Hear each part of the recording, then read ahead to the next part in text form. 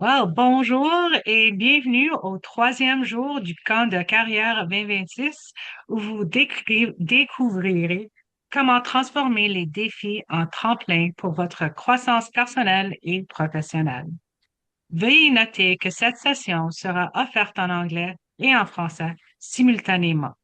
Afin de visionner la séance en anglais, veuillez retourner au lobby et cliquer sur le lien pour la séance anglaise. If you intended to join the English session, please return to the lobby and select the English session. Je voudrais commencer en soulignant que je suis ici sur le territoire traditionnel Nocédé du peuple algonquin Anishinaabe.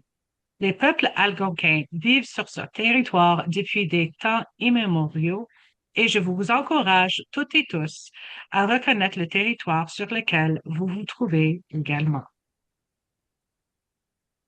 Le camp de carrière est la plus grande conférence du gouvernement du Canada dont l'unique but est de vous soutenir dans votre cheminement de carrière.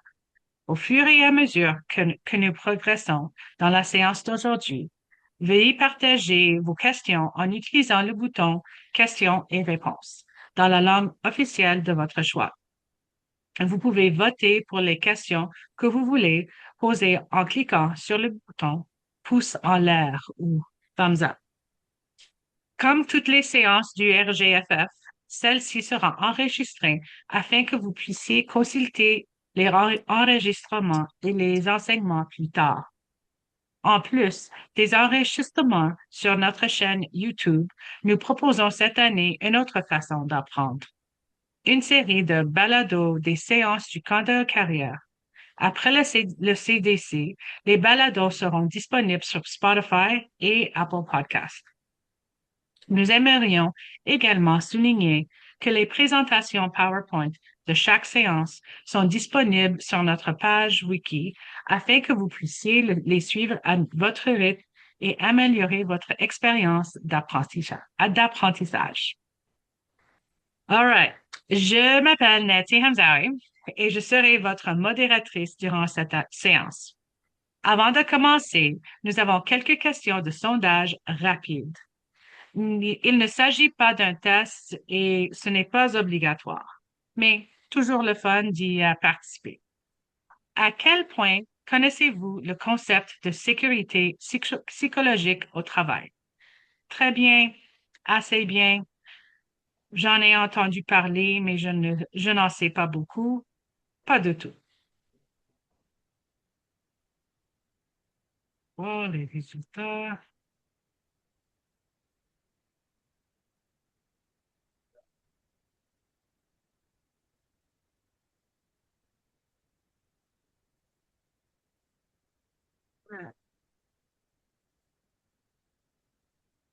On va juste attendre quelques secondes pour les résultats. On a à peu près 80 personnes qui aimeraient y participer.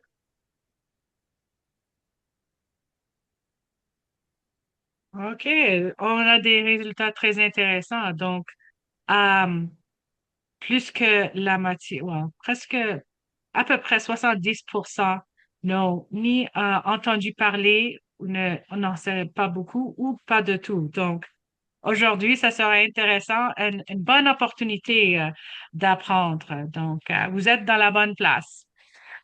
Pour notre session aujourd'hui, sur le prochain diapo, on va voir nos objectifs d'apprentissage. Premièrement, on va définir la sécurité psychologique et son importance dans la création d'un milieu de travail respectueux et inclusif. On va reconnaître les comportements qui contribuent à la sécurité psychologique ou qui la compromettent. On va explorer des stratégies pour instaurer la confiance et une communication ouverte au sein des équipes.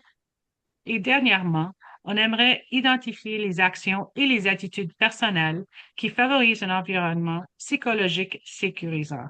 Des objectifs très importants pour aujourd'hui, mais aussi durant au sein de la fonction publique. Aujourd'hui, durant ce panel, je suis accompagnée par des collègues, des panélistes impressionnants. Premièrement, on a Simon Perrault. Simon est gestionnaire de politique et données au sein de l'équipe de santé mentale en milieu de travail du bureau de la dirigeante principale des ressources humaines au secrétariat du Conseil du Trésor du Canada. Simon a plus de 17 ans d'expérience de travail dans le domaine de l'analyse de politique acquise à Emploi et Développement social Canada, au bureau du Conseil privé et au secrétariat du Conseil du Trésor. On a hâte d'avoir vos sages conseils, Simon. Stacy, Rel. Stacy a travaillé à Parc Canada et a transféré à Pêche et Océan Canada en 2020. Elle travaille maintenant comme biologiste principale pour le secteur des écosystèmes aquatiques sur la mise en œuvre d'un réseau d'aires marines protégées dans la région du Pacifique. Stacy est aussi la coprésidente de votre réseau professionnel pour le MPO-GCC, un leader importante et scientifique. Et Sandra Dignabo. Sandra a plus de 18 ans de service au sein de la fonction publique. Son expertise couvre la gouvernance, les politiques, les relations intergouvernementales, la mobilisation des parties prenantes, la planification stratégique et la gestion du changement. Elle a également occupé le poste de coordinatrice nationale du réseau des jeunes fonctionnaires fédéraux de 2016 à 2018. Elle apporte une perspective puissante sur le leadership inclusif, la transformation organisationnelle et l'innovation dans la fonction publique. On va avoir des conversations très intéressantes aujourd'hui avec vous tous. Donc, merci, panélistes, pour nous joindre aujourd'hui. Allons-y. Donc, je vais maintenant donner la parole à Stacy. Merci beaucoup. Stacy. Merci beaucoup, Nancy, pour l'introduction. Alors, tel que mentionné, je m'appelle Stacy Réel. Mes pronoms sont elle, she, her. Je suis une femme blanche, début trentaine, avec les cheveux bruns attachés, yeux bleus, et je porte un chandail blanc avec un cardigan de couleur marron et j'ai un pendentif au cou. Je me joins aujourd'hui à vous sur le territoire traditionnel non cédé de la Première Nation Comox sur l'île de Vancouver. Alors, comme Nancy l'a mentionné et qu'on a vu par les résultats de sondage, la séance d'aujourd'hui porte sur la sécurité psychologique, qu'est-ce que ça signifie et comment nous pouvons y parvenir afin de créer un milieu de travail inclusif et sécuritaire. Pour les personnes qui ne connaissent peut-être pas ce terme ou qui n'en sont pas aussi familiers, comme qu'on a pu voir plus tôt, la sécurité psychologique est la conviction que l'on peut s'exprimer, prendre des risques et être soi-même sans crainte de conséquences négatives telles qu'on voit sur la diapo. Ce concept a été formalisé par la professeure Amy Edmondson en 1999 et cela signifie que chaque personne peut poser des questions, exprimer ses idées, admettre une erreur, dire qu'elle ne comprend pas, remettre en question une décision sans crainte d'être jugée, punie, humiliée ou marginalisée. Par contre, c'est vraiment important aussi de reconnaître que la sécurité psychologique est dans un climat de franchise et que ça ne veut pas dire qu'on va toujours être d'accord ensemble, qu'on évite les conversations difficiles ou que l'espace de travail est sans conflit. Il ne faut pas oublier que le conflit n'est pas toujours négatif non plus. Puis au contraire, la sécurité psychologique permet d'avoir des discussions difficiles, ouvertes et respectueuses ensemble. Alors, pourquoi la sécurité psychologique est-elle importante? Je vous présente quelques caractéristiques clés de cette sécurité. Donc, on a parlé de la liberté de s'exprimer et les membres d'une équipe qui se sentent en sécurité sont confortables de poser des questions, s'exprimer avec reconnaissance, reconnaître des erreurs. Et encore une fois, c'est sans crainte de conséquences négatives. On a aussi une faible peur interpersonnelle. Alors, selon la docteure Edmondson, un milieu psychologiquement sécuritaire se caractérise par une faible peur interpersonnelle. Donc, on ne craint pas d'être humilié ou dévalorisé. On forme des interactions respectueuses et soutenantes. Donc, on parle de l'ouverture, l'inclusion, des rétroactions constructives, ainsi que le côté apprentissage et l'amélioration continue de soi. Et d'après la recherche de la professeure Edmondson, la sécurité psychologique est le facteur principal de l'efficacité d'une équipe. Quand elle est absente, les équipes deviennent plus silencieuses, plus isolées, anxieuses et moins productives. Alors, tout au long de cette présentation, je vous invite à réfléchir à cette prochaine question tout au long. Puis il s'agit d'une réflexion personnelle et vous n'êtes pas obligé de partager, mais est-ce que vous vous êtes déjà senti non en sécurité à l'idée de vous exprimer, de partager votre opinion? Et pendant cette réflexion, qu'est-ce qui aurait contribué à ce sentiment? Je suis certaine que plusieurs d'entre nous ont déjà vécu une expérience de ce genre et c'est pourquoi la session d'aujourd'hui est si importante. Je vais maintenant passer la parole à Sandra qui vous parlera des comportements favorables et ceux qui peuvent compromettre cette sécurité psychologique. À toi, Sandra. Merci Stécie. Donc, bonjour tout le monde. Je suis Sandra Dignacpo, directrice adjointe du secrétariat du réseau des exécutifs noirs de la fonction publique, qui est localisé à Innovation, Sciences et Développement économique. Je suis localisée à Ottawa, sur la terre non cédée du peuple algonquin Anishinaabe. Et je suis une femme noire avec les cheveux noirs et je porte un veston bleu. Mes pronoms sont elle, she and her. Pour continuer ce que Stacy venait juste de dire, la sécurité psychologique est un élément fondamental d'un milieu de travail sain et performant. Et comme elle a mentionné, euh, la sécurité psychologique se manifeste lorsque les personnes se sentent en confiance pour se présenter au travail avec son plein soi-même, à partager leurs idées, expériences vécues, mais aussi pouvoir s'exprimer, poser des questions, signaler des erreurs ou exprimer des préoccupations sans crainte de jugement, sans représailles et sans humiliation.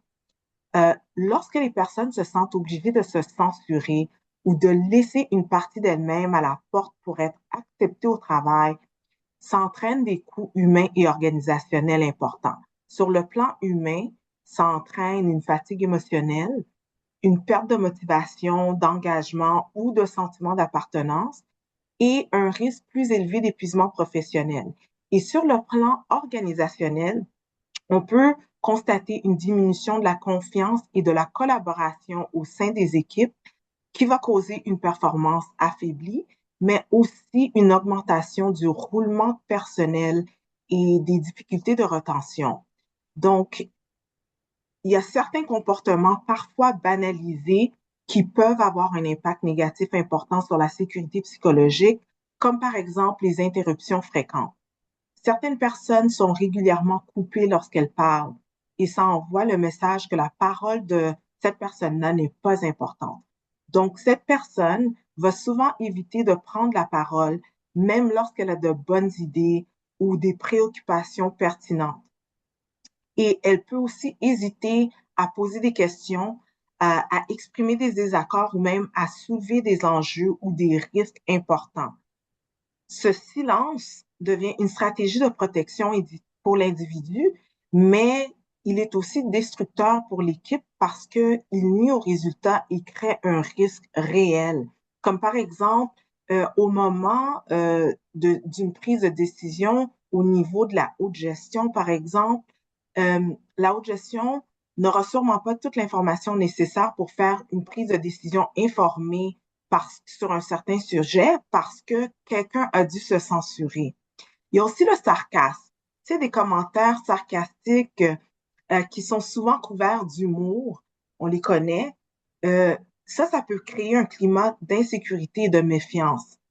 Il y a aussi les soupirs comme «Ah, elle encore». Tu sais, les regards, les roulements d'yeux, tout ça contribue négativement à la sécurité psychologique. Et les reproches aussi, surtout lorsqu'ils sont faits publiquement ou ils sont formulés sans nuance. Ça décourage la prise de parole et l'initiative. Et ces reproches-là aussi créent un climat où l'erreur ou la divergence de perspective est mal accueillie. Mais de l'autre côté de la médaille, il y a certains comportements qui sont de puissants leviers pour la sécurité psychologique, comme par exemple l'écoute active. On entend souvent parler d'écouter pour comprendre et non pour répondre, n'est-ce pas? Donc, ça permet aux personnes de se sentir réellement entendues. Les participants écoutent sans interrompre. Ils peuvent rebondir aussi sur les idées des autres et poser des questions pour approfondir la réflexion. Il y a aussi l'utilisation d'un langage inclusif et je dirais même respectueux et non jugeant. Ça contribue à créer un climat où chacun et chacune se sent légitime et la reconnaissance des erreurs. Je dirais surtout de la part des leaders, je trouve que c'est très essentiel parce que lorsqu'un gestionnaire reconnaît une erreur qu'il ou elle a commis, euh, et en tire des apprentissages, il ou elle envoie un message clair à son équipe disant qu'ici on apprend et puis l'apprentissage est plus important que blâmer les autres. Et en tant que gestionnaire, je prends cette responsabilité sur moi-même et je renforce l'amélioration continue. Les employés regardent souvent leur gestionnaire comme un modèle et c'est souvent ça qu'ils répliquent. Et une dernière chose pour les leaders, euh, faire des décisions transparentes. Tu sais, lorsque les décisions de la haute gestion sont prises, c'est important d'expliquer le raisonnement. Même si tout le monde n'est pas d'accord, au moins les personnes comprennent le pourquoi. Et ça fait une grosse différence pour renforcer davantage la confiance pour que les gens puissent mieux se situer et améliorer les relations au travail. Donc, essentiellement, les comportements jouent un rôle très important vis-à-vis de la sécurité psychologique. Et sur ce, je passe la parole à ma collègue Stacy. Merci, Sandra. Je pense à mes propres situations personnelles dans certains cas où ce que j'ai eu, pas nécessairement des reproches, mais juste des petits commentaires. Ah, tu poses trop de questions.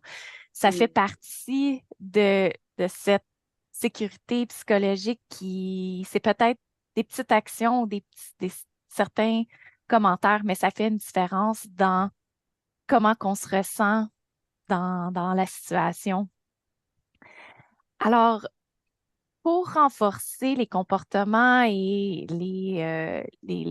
l'information que Sandra vient de nous partager, on va maintenant se tourner vers comment est-ce qu'on peut instaurer et renforcer cette confiance et la communication ouverte, que ça soit dans le contexte d'une équipe ou individuelle. Et on vous présente sur cette diapo quelques exemples de stratégies applicables.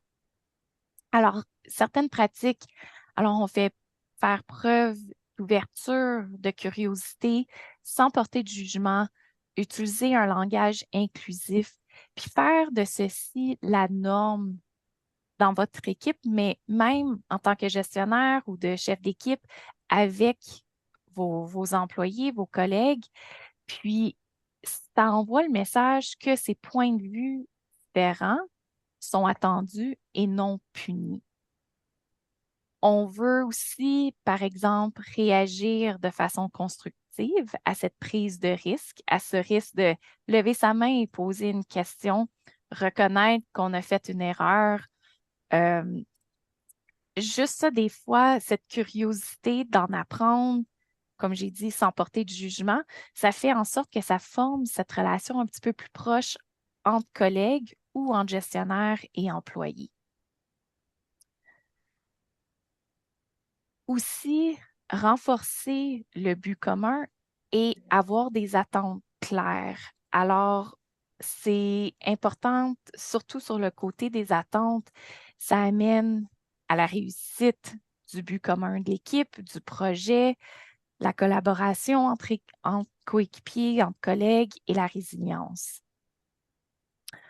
On veut aussi des fois mettre en place des structures ou des rituels tels que intégrer des tours de table définis au début des réunions, faire des suivis réguliers avec ses employés, donner des commentaires constructifs et tout ça amène à normaliser la transparence et à augmenter cette communication ouverte entre, encore une fois, on parle entre collègues ou entre gestionnaires et euh, les, les employés.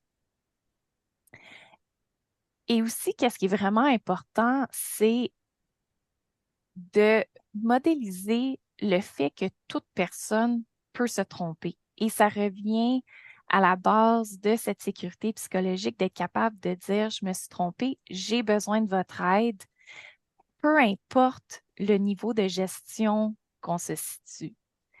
Et en réduisant cette peur de dire je connais pas cette réponse ou je me suis trompée, ça permet aussi aux autres de s'exprimer beaucoup plus librement.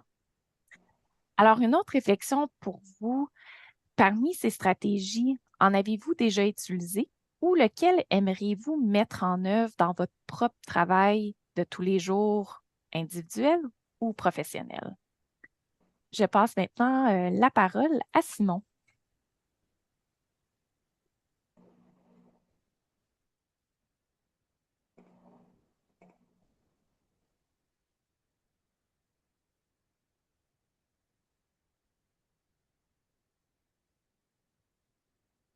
Bonjour, est-ce que vous m'entendez?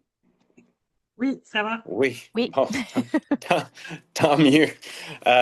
J'ai eu quelques petits problèmes technologiques, vous allez m'excuser. Je vais faire mon possible. Alors, Simon Perrault, je suis gestionnaire d'une équipe de santé mentale en milieu de travail au bureau de la dirigeante principale des ressources humaines au secrétariat du Conseil du Trésor. Alors, nous, ce qu'on fait, c'est qu'on développe des conseils, des outils, des ressources pour soutenir la fonction publique fédérale de manière générale en ce qui a trait à la santé mentale en milieu de travail. Bon, jusqu'à date, Stacy et Sandra vous ont très, très bien parlé de la sécurité psychologique. Moi, je vais vouloir changer ça un petit peu.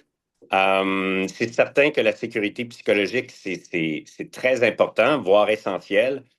Mais la sécurité psychologique, c'est seulement une partie de quelque chose de plus vaste et d'encore plus important. Et ça, c'est la santé et la sécurité psychologique en milieu de travail. Vous pouvez avoir un milieu de travail où tout le monde se sent à l'aise de s'exprimer, mais si, par exemple, le boulot est mal réparti, mal reconnu, si on n'exerce aucune influence sur ses propres tâches, puis la charge de travail a une incidence négative sur la vie à l'extérieur du travail. Il y a plein d'autres exemples. Ce n'est pas un environnement de travail sain et sécuritaire d'un point de vue psychologique. Alors, selon la norme nationale du Canada en santé et sécurité psychologique en milieu de travail, et je cite, un milieu de travail sain et sécuritaire vise à prévenir activement les dommages à la santé mentale des travailleurs, y compris par négligence ou insouciance ou de façon délibérée, et aussi à faire la promotion du bien-être psychologique des employés. Et tout comme la norme nationale, la stratégie pour la fonction publique fédérale sur la santé mentale en milieu de travail traite non pas de sécurité psychologique, mais de santé et sécurité psychologique. Alors, comme l'indique la diapo que l'on voit présentement, pour la sécurité psychologique. Même chose aussi pour la santé et la sécurité psychologique. Vous avez un rôle à jouer dans votre milieu de travail. Ce n'est pas seulement vos gestionnaires qui ont un rôle à jouer, mais eux aussi ont un rôle à jouer. Nous avons tous un rôle à jouer, y compris l'organisation, y compris l'employeur. Ça, on n'en a pas parlé jusqu'à date, mais en fait, d'un point de vue légal, la santé et la sécurité psychologique en milieu de travail, c'est la responsabilité de l'employeur. Depuis 2021, le Code canadien du travail inclut explicitement les blessures et les maladies psychologiques dans la santé et la sécurité au travail. Donc, les ministères et les organismes fédéraux ont l'obligation légale, en vertu du Code, de mettre en place des mesures pour prévenir les blessures et les maladies psychologiques. Donc, la responsabilité légale est celle de l'employeur, mais il s'agit quand même d'une responsabilité partagée entre tous. On peut donc identifier 3 niveaux de responsabilité. Il y a le niveau organisationnel, donc c'est la responsabilité de la haute gestion et des équipes qui travaillent sur la santé et la sécurité psychologique. Il y a le niveau des équipes. Alors ça, c'est les chefs d'équipe, mais c'est aussi tous les membres de l'équipe, parce que c'est pas seulement les chefs qui peuvent exercer du leadership. Et enfin, il y a le niveau individuel. Donc, pour renforcer la santé et la sécurité psychologique à ces 3 niveaux, dans les environnements de travail de la fonction publique fédérale, mon équipe est en train de produire un guide qui présente des pratiques et des comportements informés par des données probantes. Alors, on a fait un examen très approfondi de la littérature. On a consulté des experts externes et aussi on a consulté plusieurs experts au sein du gouvernement fédéral. Le guide présente des pratiques et des comportements selon les 3 niveaux, mais aussi selon les facteurs psychosociaux qui sont énoncés dans la norme nationale. Alors, ces facteurs comprennent, par exemple, le soutien psychologique, la culture organisationnelle, la clarté du leadership et des attentes, la gestion de la charge de travail. Il y en a plusieurs. Le guide devrait être publié en ligne au printemps ou à l'été 2026. On peut maintenant passer à la prochaine diapo parce que je pense qu'il ne nous reste plus beaucoup de temps.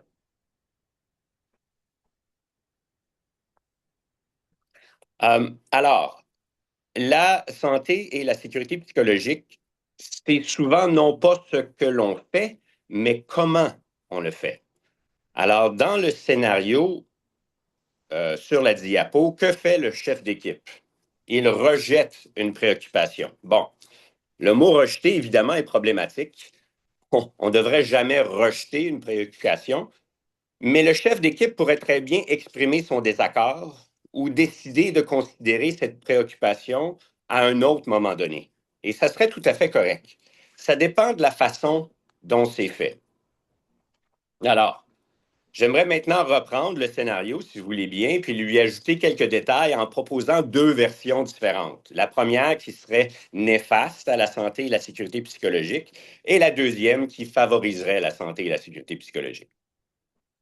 Alors, le scénario adapté. Un collègue soulève une préoccupation lors d'une réunion et propose une solution connexe. Le chef d'équipe répond: Ouais, ben voyons, faut pas s'énerver avec ça. Puis la solution que tu proposes n'a pas vraiment d'allure. Bon, on va passer à autre chose. Dans ce cas-là, la préoccupation n'est pas reconnue, n'est pas validée. La solution proposée est rejetée du revers de la main. Et les propos du chef d'équipe minent la sécurité psychologique et personne d'autre n'ose s'exprimer. Alternative, le chef d'équipe répond: Merci d'avoir soulevé ta préoccupation. Merci d'avoir soulevé l'effet que cette préoccupation-là a sur toi. Et merci aussi pour ta suggestion pour y remédier. Bon, ça ne sera pas possible de mettre en œuvre la solution proposée pour telle ou telle raison. Et là, le chef d'équipe de continuer: As-tu ou est-ce que quelqu'un d'autre a une autre idée quant à comment on pourrait aborder cet enjeu? Aborder de cette façon-là, la préoccupation de l'individu est reconnue et ses émotions sont validées. La solution proposée n'est pas retenue, mais tout de même entendue et respectée. Et d'autres employés pourront à leur tour soulever des enjeux et proposer des solutions, ou du moins ils vont se sentir à l'aise de le faire. Alors, la santé et la sécurité psychologique, c'est beaucoup dans la manière dont on fait les choses. Et la manière dont on fait les choses, c'est une composante centrale de la culture, y compris de la culture organisationnelle. De manière générale, les cultures organisationnelles au sein de la fonction publique fédérale sont plus saines et plus sécures d'un point de vue psychologique qu'elles l'ont déjà été. Mais il y a encore beaucoup de chemin à faire et je nous invite tous à contribuer au quotidien et à travers nos carrières à améliorer la santé et la sécurité psychologique de nos milieux de travail. Merci. Merci beaucoup, Simon. Très, très, très important. Beaucoup de messages de vous trois. Et on pourrait les explorer maintenant durant notre session de questions et réponses. Donc, quelques-uns d'entre vous ont déjà utilisé la fonction Q et R pour poser vos questions. C'est toujours ouvert. Et n'oubliez pas que vous pouvez voter pour les questions que vous aimez en utilisant la pouce levée. Je poserai des questions à un membre et les autres pourraient ajouter, s'ils aimeraient, ajouter des éléments à des réponses à des questions. Toutes les ressources mentionnées seront partagées sur notre page wiki après l'événement. Juste un rappel là-dessus. Donc, première question. Pouvez-vous nous raconter une situation où la sécurité psychologique a fait la différence dans un projet ou la dynamique d'une équipe? Euh, je vous vois, Simon, sur mon écran maintenant, mais si tu aimerais répondre à la question ou Sandra, Stacy, qui aimerait nous donner un bon exemple ou une situation où la sécurité psychologique a fait la différence dans un projet, la dynamique d'une équipe. Je peux y répondre. Ça fait quelques années que je gère des équipes, puis il y a euh, une stratégie que j'ai toujours implantée au sein de mes équipes, c'est une séance de remis-ménage qui s'appelle a Team Collab, une collaboration d'équipe, où ce que on prend une initiative ou un programme ou un événement sur lequel l'équipe va travailler.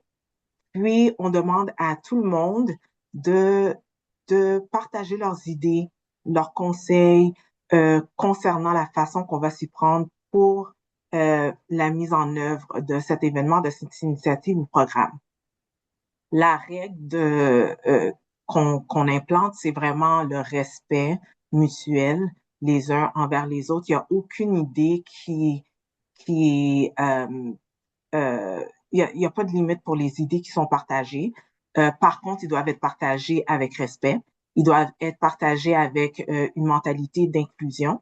Et une fois qu'on a terminé le remis-ménage, on consolide l'information, toutes les idées qui ont été partagées pour pouvoir créer un plan d'action sur lequel nous allons travailler pour mettre en œuvre le programme, etc. Donc, qu'est-ce que moi j'ai remarqué de ces séances-là? C'est vraiment les gens qui vont être les plus silencieux habituellement dans les réunions savent d'avance qu'ils doivent participer. Donc, si les gens sont silencieux, je vais nommer leur nom, leur demander, s'il vous plaît, partagez vos idées. S'il y a des risques que vous voyez pour le programme ou l'initiative sur lequel on travaille, partagez-les. Parce que la raison pourquoi que je trouve que c'est important de faire ça, premièrement, c'est parce que on a tous des angles morts. Donc, en tant que gestionnaire, c'est pas parce que j'ai l'autorité ou le titre que ça veut dire que je connais tout. Euh, il y a souvent des idées que les membres de mon équipe vont partager que je n'aurais pas pensé, qui devraient être sur la table. Fait que je veux m'assurer que tout le monde participe. Il y a aussi un sens de responsabilité et un sens de contribution parce que chaque personne sent qu'ils ont une partie prenante dans le projet sur lequel on travaille. Euh, Puis ça aide aussi avec les dialogues, ça aide avec la culture, à créer une culture où ce qui est vraiment un dynamique de groupe puis de la collaboration. Merci beaucoup, Sandra. Si Merci je peux beaucoup. ajouter quelque chose, Oui, allez-y. je suis tout à fait d'accord avec ce que Sandra a dit. Puis ce sont d'excellents éléments de réponse. Mais je dirais que la santé et la sécurité psychologique, son importance, c'est moins pour des projets particuliers et plus pour l'équipe dans son ensemble et aussi plus sur le long terme. Quand une équipe exerce de la santé et de la sécurité psychologique, les employés sont plus engagés au quotidien et ont davantage tendance à rester ensemble et à vouloir se soutenir les uns les autres. Alors, il y a moins de roulements, il y a moins de remplacements, il y a moins de gens qui sont en congé de maladie, etc., etc. Alors, je dirais que c'est plus sur l'équipe et sur le long terme où vraiment on voit l'incidence importante de la santé et la sécurité psychologique. Merci, Simon. Des points très importants. Quand je pense de mes expériences, j'ai vécu l'expérience du COVID à Santé Canada et à l'Agence de la santé publique du Canada où on était en mode de crise et notre travail était de rassembler l'équipe et avoir toute l'information on avait besoin pour prendre les bonnes décisions avec l'information qu'on avait durant cette période. Et la sécurité psychologique, l'équipe avec la sécurité psychologique a pu avoir toutes les informations sur le tas. Tout le monde était à l'aise à partager dans une situation qui était stressante. C'était une crise, mais il était avec cette sécurité, on avait toute la force de l'équipe. Donc, il y avait des impacts au court terme, mais aussi pour le long terme. Maintenant, avec les leçons apprises, par exemple, du COVID, juste un exemple, il y a d'autres, mais euh, l'équipe devient plus puissante et le projet lui-même est plus puissant par rapport à l'innovation, la créativité. On a vraiment le meilleur de chacun de l'équipe euh, euh, qui contribue au projet. On a plusieurs questions qui sont populaires. Donc, la première, c'est quelle petite action chacun peut-il entreprendre dès aujourd'hui pour améliorer la sécurité psychologique? Donc, un pas à la fois, une petite action. Qu'est-ce qu'on pourrait faire dès aujourd'hui pour faire une différence? Je Stacy. oui, je peux commencer. Je pense que ça débute aussi avec nos réflexions personnelles de qu'est-ce qu'on fait déjà. Et juste y penser un petit peu, on a eu beaucoup de ressources aujourd'hui dans les diapos via Sandra, Simon aussi et vous-même. Et je pense que c'est pas obligé d'être des gros gestes tels que la question le dit. C'est des petites actions aussi simples que poser des questions à ses collègues que peut-être on connaît pas aussi bien pour apprendre à les connaître davantage, surtout dans un milieu où ce que beaucoup d'équipes sont hybrides. Alors, on n'a pas la chance de juste se lever puis aller parler à notre collègue au bureau juste à côté de nous. C'est vraiment prendre le temps, je crois, de d'apprendre à connaître ses collègues. Et par la suite, ça revient un petit peu à ce que Simon venait juste de dire, qu'on regarde à long terme. Parce qu'une équipe qui est plus unie, qui se connaît, qui se sent confortable de partager ensemble, fait toute une différence quand ça vient à l'élaboration de projets ou d'initiatives. Et ça commence aussi au, à la gestion. Parce que si on a confiance dans nos gestionnaires qui nous traitent d'une certaine manière, qui a une sécurité ensemble, ça va vraiment faire une différence, non seulement à la petite échelle d'une simple équipe, mais au programme au complet. Alors, je dirais commencer par poser des questions, apprendre à connaître vos collègues dans un milieu inclusif, puis aller de là et le mettre en œuvre dans son travail de tous les jours. Merci, Stacy. Merci. OK, on a une autre question de l'autre côté. Comment gérez-vous les situations où la sécurité psychologique a été compromise?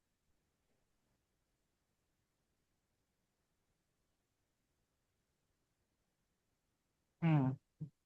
Hmm. Que pensez-vous? Situation difficile, c'était compromise. Oui, Est-ce qu'on a des outils? Simon. la sécurité psychologique peut être compromise de toutes sortes de façons, dans toutes sortes de contextes différents. Et la façon de réagir va varier selon le contexte et selon la situation. Dans plusieurs cas, et ça, c'est quelque chose que malheureusement, on oublie trop souvent, c'est souvent des cas de tout simplement de malentendus. Et il s'agirait tout simplement d'avoir une conversation avec quelqu'un pour régler la situation. Alors, il faut se poser la question, est-ce que cette situation-là était voulue par la personne qui a compromis la sécurité psychologique ou est-ce que c'était un accident, une maladresse? Est-ce que la personne a tout simplement besoin qu'on lui souligne que ça, c'était pas correct? Et peut-être la prochaine fois faire ça comme ça. Donc, souvent, les conversations peuvent régler toutes sortes de problèmes. Il y a d'autres situations, par exemple, qui sont plus sérieuses où là, une conversation ne va pas régler la situation. Et là, il faut consulter. Toujours une bonne idée de parler à son gestionnaire. Il y a des équipes de harcèlement et de violence qui sont dans les différents ministères et agences. Il y a des ombuds à qui on peut parler. Il y a des syndicats à qui on peut parler, euh, auprès desquels on peut chercher conseil. Merci, Et, Simon. Et là, oh, allez-y. Je m'excuse. mm, Allez-y, Stacy. et si je peux rajouter, je pense que ça débute encore aussi avec de savoir c'est quoi les ressources qui sont à nos dispositions dans votre ministère, au grand du gouvernement du Canada. Je veux dire, on vient tu sais, d'apprendre que Simon et son équipe sont en train de travailler sur un guide. Il y a beaucoup de ressources qui sont à la pointe de nos doigts qu'on peut utiliser et c'est vraiment important de savoir c'est quoi parce qu'on n'a pas besoin, on ne devrait pas avoir à se sentir seul et de ne pas se sentir en sécurité dans notre milieu de travail, cons- considérant qu'on y passe tellement d'heures de notre semaine dans ce milieu-là. Puis pour ajouter à ce que Stécie vient juste de dire, je pense que ça nous retourne à la question précédente aussi. Quelles sont les petites choses qu'on peut faire à partir d'aujourd'hui pour faire un changement? C'est vrai que aujourd'hui, plusieurs d'entre vous, c'est la première fois que vous entendez parler de la psychologie, la sécurité psychologique. Donc, l'information qui a été partagée avec vous, soyez ouverts et partagez-les avec vos équipes aussi. Il y a des ressources, il y a de l'information qui a été mise dans la section de clavardage aussi. Donc, euh, allez accéder à cette information-là. Puis, si vous avez des questions, bien, je veux pas mettre Simon sur le spot, mais euh, son équipe sont les experts à la fonction publique pour pouvoir nous outiller. Donc, sentez-vous à l'aise aussi d'être en contact avec les différents services qui sont disponibles. Donc, c'est un petit quelque chose qu'on peut faire même en commençant aujourd'hui pour faire une différence. Merci beaucoup. Alors, la prochaine question est un peu plus difficile. Les situations pour lesquelles un facteur de relation de pouvoir entre un enjeu reste délicate. La peur de représailles reste réelle, ce qui affecte davantage le bien-être psychologique. Comment aborder sainement ces situations sans s'ouvrir à des risques plus tard? Il y a déjà des pouces levés sur la question. Donc, est-ce que vous avez des sages conseils là-dessus?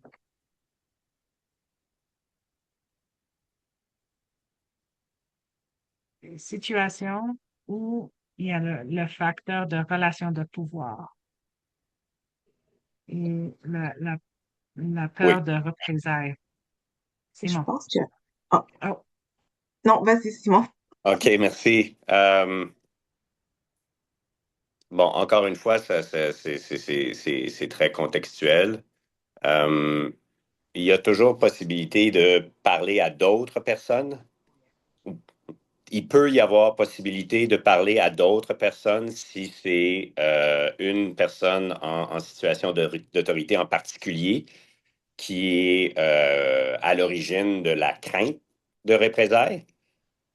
Il y a aussi, et là j'oublie le mot en français, je suis désolé, mais il y a le Public Service Disclosure Protection Act. Alors, en tant que fonctionnaire, on peut révéler des situations répréhensibles sans crainte de représailles. Il y a des mécanismes qui sont en place pour ça. Mais bon, c'est pas toutes les situations qui exigent d'aller dans les mécanismes de disclosure protection. Euh, dans d'autres cas, c'est pas nécessaire. C'est toujours mieux de commencer avec ce qui est le plus facile et ce qui a aussi le plus de chances de réussir. Donc, on commence avec la conversation. Euh, si un autre gestionnaire dans l'équipe ou pas loin de l'équipe n'est pas disponible pour vous confier, à ce moment-là, vous pouvez consulter l'Ombuds, vous pouvez consulter votre syndicat encore une fois. Il y a toutes sortes de ressources qui sont à votre disposition. Vous n'êtes pas seul. Alors, vous pouvez chercher conseil pour savoir comment gérer cette situation-là. Oui, C'est puis intéressant. Simon a touché sur qu'est-ce que j'allais proposer aussi, surtout lorsqu'on parle du bureau de l'Ombuds. La plupart des ministères ont un bureau d'Ombuds que vous avez accès et ces services sont confidentiels. Donc, lorsque vous allez parler avec un conseiller là-bas, ils ont souvent des réponses et des bons conseils à vous donner, mais l'information que vous partagez avec eux reste confidentielle. Donc ça vous protège aussi. Parfait. Merci beaucoup. OK. Une autre question. Comment les équipes hybrides ou à distance peuvent-elles maintenir la sécurité psychologique? Je peux commencer sur, Ici, avec oui, de sur cette, l'expérience. oui. Juste en tant que mon rôle de présidente du réseau professionnel pour Pêche et Océan Canada, la majorité de mes bénévoles sont surtout situés dans la région capitale nationale. Moi, je suis dans le Pacifique, alors on est hybride. Et je dirais que pour moi, qu'est-ce que je fais, c'est que je fais souvent justement des check-ins, comme qu'on dit, avec mes petits groupes, tout dépendant de l'initiative. On a à chaque mois, des rencontres de notre comité exécutif, mais c'est aussi de prendre conscience de quand la participation est beaucoup plus basse, OK, qu'est-ce qui se passe euh, côté ministère, qu'est-ce qui se passe en région, etc. Alors, c'est prendre note de ça, mais c'est aussi faire de la place que quand on fait une réunion, il n'est pas toujours obligé d'avoir un ordre du jour ou ce qu'on doit euh, avoir un but précis que, bon, on doit parler de cette initiative, etc. C'est correct d'avoir une place à, je vous laisse la parole. Comment sentez-vous? Mhm. Vous voulez parler de quoi? J'aime débuter mes rencontres du mois avec un 2 minutes environ où ce que chaque personne partage pour qu'ils se sentent à l'aise et par la suite, on peut commencer notre travail. Alors, je vous dirais, il y a beaucoup de ressources euh, avec la virtuelle ou qu'est-ce qu'on appelle des coffee chats. Ça fait partie de cette sécurité psychologique-là où ce que ça nous permet de rentrer en contact avec nos collègues d'un bord du pays à l'autre. Euh, et c'est ça, je dirais que ces check-ins-là sont très importants.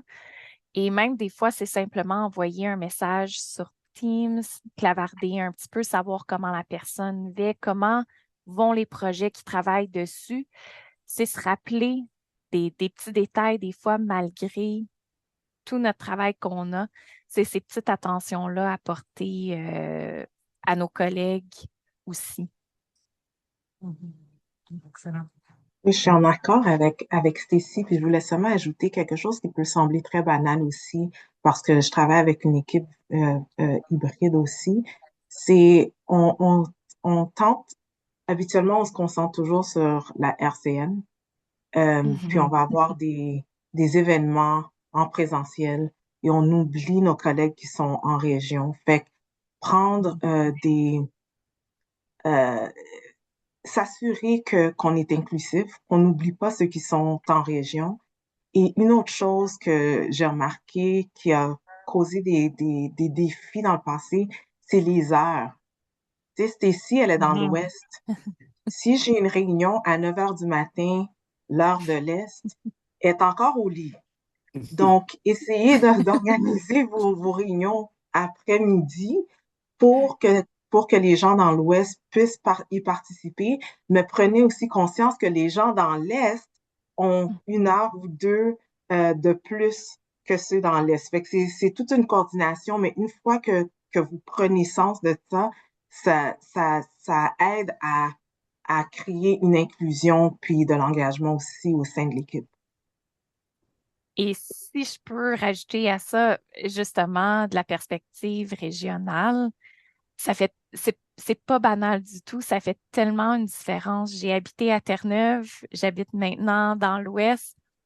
Et quand on a des réunions à 3 heures de l'après-midi, heure de l'Est, puis qui est 4h30, nos journées sont terminées. Les gens n'ont peut-être plus la capacité d'être concentrés. Alors, ça fait vraiment une différence, cette petite action-là. Excellent. Un autre exemple d'une petite action Mhm. qui pourrait aider. Ah, excellent. Merci beaucoup. Et une autre question. Comment les différences culturelles influencent-elles la sécurité psychologique?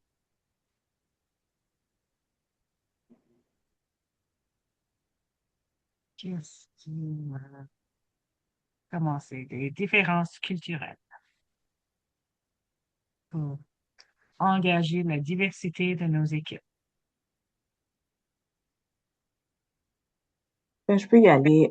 Moi, je le vois de deux volets. Il y a l'aspect culturel ethnique, puis Mhm. aussi l'aspect culturel organisationnel. Donc, lorsqu'on parle d'ethnicité, c'est bien de, comme on l'a entendu auparavant, de communiquer avec nos collègues, de comprendre leurs besoins, aussi de, euh, de, de, de, de, de de comprendre quelles sont leurs attentes, mais d'être aussi attentif à, aux différentes choses qu'ils peuvent apporter au sein de l'équipe. Parce que, par exemple, une certaine culture, par exemple, euh, lorsqu'il y a quelqu'un d'autorité qui est présente, ils vont réagir d'une certaine façon. Ils ne parlent pas nécessairement, ils vont pas nécessairement regarder la personne dans les yeux, etc. Puis, euh, ici, on peut le prendre comme un manque de respect, mais à cause de leur culture, ça peut causer des conflits ou des malentendus. Donc, c'est toujours important de communiquer, puis de partager quelles sont les attentes dans notre contexte. Mais lorsqu'on parle aussi de culture organisationnelle, la première chose qui me vient en tête, c'est les organisations qui ont de l'hierarchie euh, qui est très structurée, comme par exemple la GRC, Défense nationale. Ils ont une certaine culture au sein de leur organisation qui va être très différente d'un autre ministère. Fait que c'est aussi d'apprendre euh, les différents non-dits, des fois aussi, d'un environnement de travail pour pouvoir mieux naviguer, puis pour vraiment avoir une meilleure communication entre autrui.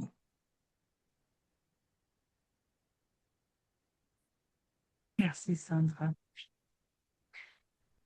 Oui, la dernière, je vais terminer avec une autre question et c'est à moi, mais je vais le partager avec vous si vous aimeriez aussi ajouter à la réponse.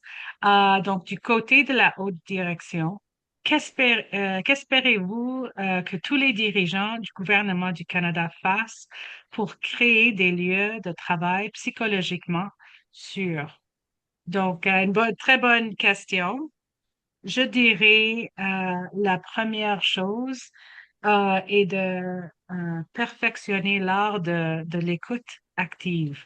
On est, euh, on est à un temps maintenant où il y a beaucoup d'incertitudes, il y a beaucoup de changements et il faut qu'on est prêt à juste à être à l'écoute toujours et activement et de prendre action d'après ce qu'on a entendu de nos équipes. C'est une capacité que j'ai développée durant mon carrière et je le perfectionne toujours, mais d'être maintenant, c'est très, très, très important d'être à l'écoute active et de créer des, des environnements où on pourrait euh, s'assurer que tous nos équipes de gestion et que tous nos gestionnaires et cadres sont à l'écoute.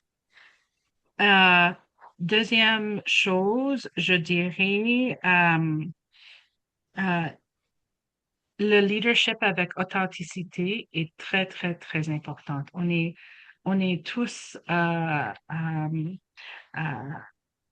des humains et il faut, quand on gère une organisation, de voir l'organisation comme une grande communauté, mais aussi de s'assurer que chaque employé se sente vu, mais aussi que nos employés nous voient par rapport juste être très clair par rapport à la situation auquel chacun d'entre nous fait face. Donc, le leadership authentique où on est ouvert à avoir parfois des conversations qui ne sont pas confortables, mais maintenant, ils sont les conversations les plus importantes pour la fonction publique pour qu'on puisse avoir la clarité de la vision et et les sages conseils, les sages perspectives de tous les employés pour aller de l'avance et de développer en plus nos stratégies d'implantation et nos politiques pour être certain que nos politiques et programmes positionnent le Canada et appuient les Canadiens avec l'ambition qu'on a tous pour le Canada. Donc, je vais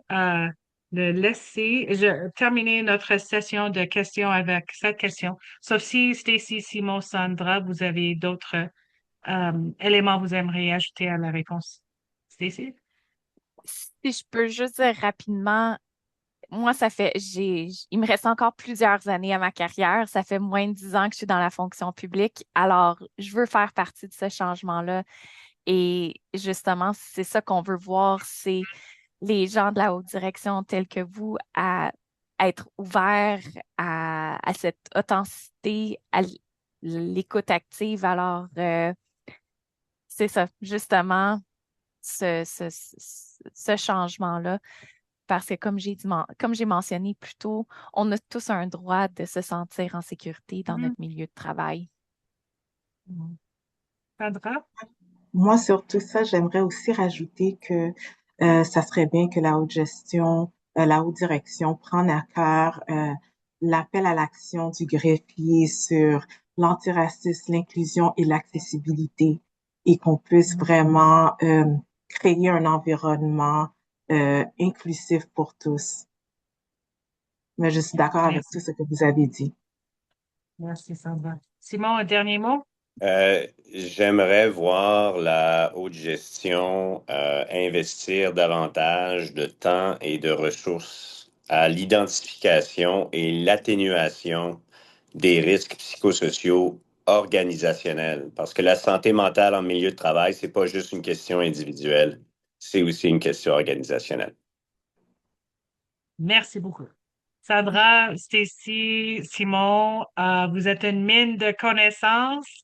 Je sais, j'ai beaucoup appris de vous tous et je ne manquerai pas de regarder cet enregistrement sur la page YouTube du RGFF ou d'écouter la série de balado la prochaine fois que j'aurai des questions sur ce sujet.